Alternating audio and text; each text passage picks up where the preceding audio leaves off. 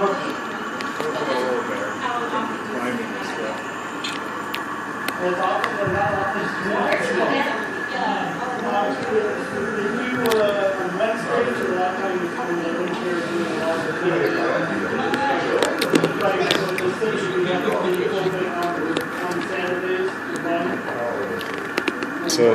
they probably couldn't even go much faster with all the weight.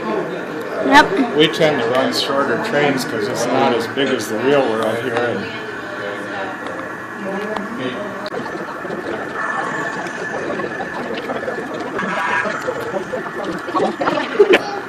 So $25 and then $5 on top of that? No. If you're a member, it's $25. Right, and then you can come and run whenever you want. Then you can run whenever you want.